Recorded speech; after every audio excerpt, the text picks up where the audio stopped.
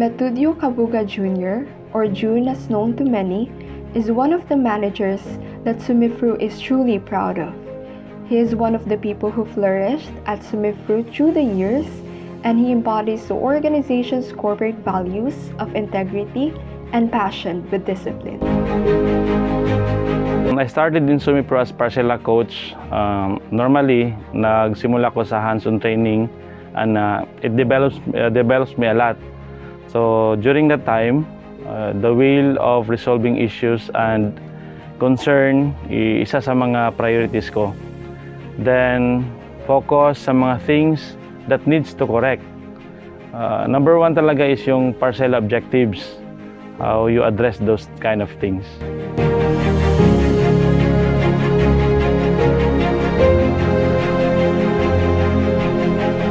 Sumifru company nagbigay talaga sa akin ng trainings, experience from parcela, pest and disease, control management, itong harvesting operation as well as yung packing operation.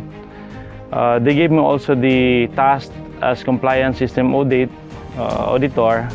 Then they allow me to handle the plantation managers and this current position that I have now. Talagang malaking tulong in a bigger viewpoint of my employment. It's more on the experience that turns into habit in achieving the company needs. Then we have to be superb. We should be superb in all aspects, like technical, leadership, and yung interpersonal skills.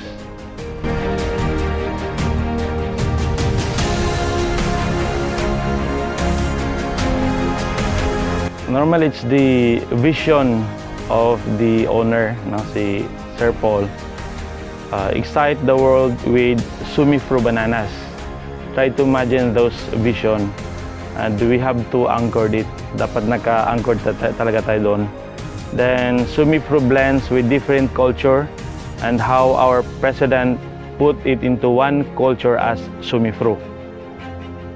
Through this, I believe that I am part of this company.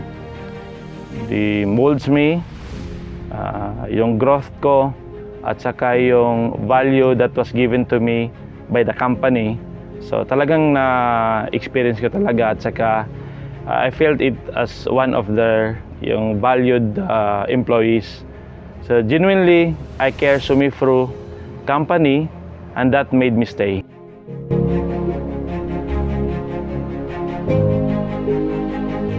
I am committed to continually improve our performance here at District 6.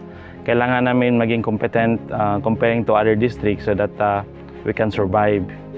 Then normally, in achieving the company's objectives, to meet and sustain this productivity, quality, and cost as part of our targets.